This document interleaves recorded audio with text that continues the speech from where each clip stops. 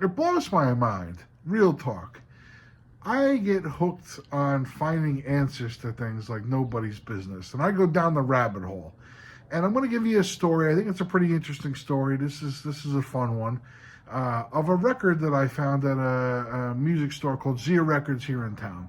Now, I was going through some new and used vinyl. I was going through the bottom rack. The dollar rack is like my favorites. Found all kinds of cool stuff. Mario Lanza, Sammy Davis Jr., and Count Basie, Sinatra. I found a lot of cool stuff. I also stumbled on this record here, Russ Morgan. Russ Morgan was a big band guy. He had some really good hits, for his time. And I've listened to him before in the past. This was cool. I don't own any Russ Morgan records, but there was something about this record that I got home that I noticed that really kind of started this whole quest. And it's this sticker right here. Right on the back of this album was a sticker from the music library of Virgil O. Mitchell in Baton Rouge, Louisiana.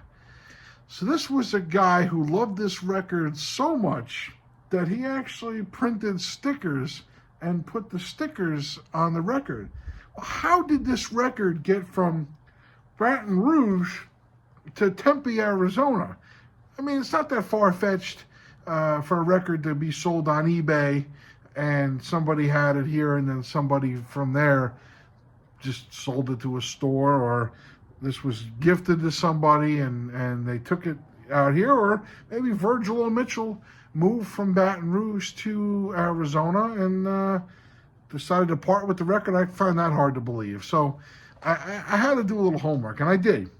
And I found, smoking my cigar, that Virgil O. Mitchell actually passed away.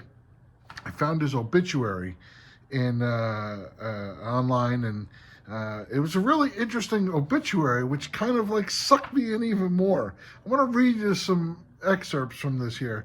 Virgil O. Mitchell, one-of-a-kind man who professed that if you're ever like anyone else, change, passed away on August 3rd, 2015, having lived his life as a true individual. Right off the bat, the sentence is, this guy's kind of cool. He was born in 1928. I'm going to give you some cliff notes. He graduated from Baton Rouge High in 1945. He ended up getting his master's in electrical engineering in 1966.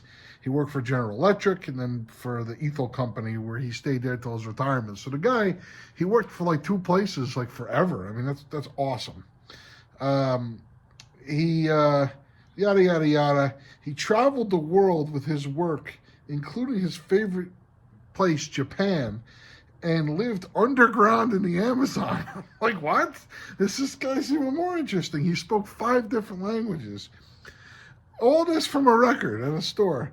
But this was what I thought was cool, and I knew I had the right guy. His hobbies included water skiing, restoring and collecting automobiles, designing and renovating homes, collecting big band music, stereo equipment, and recording, and following the Russ Morgan Big Band around the world. So this guy was such a fan of Russ Morgan that it made it into his obituary. That's how I knew I found the right guy. I want to find more about Russ Morgan. I'm going to do more homework. I think this is just the journey of the record getting to here alone into my hands in Arizona, let alone the story of this dude living in the Amazon and all kinds of crazy stuff, but following this band around, and being such a fan. I think putting your sticker on the name of the back of a record, it's really kind of cool. Somebody may end up with your record someday, and maybe someday, they'll be looking up on the internet to see who Virgil O. Mitchell, or maybe who you are. I don't know. I found this kind of fun, and I may try to reach out to somebody in his family, see if they want this record back. Maybe the guy passed away and they got rid of his collection, but if this was my grandfather, I would want this record back, So anyways, that's my story. I'm sticking to it.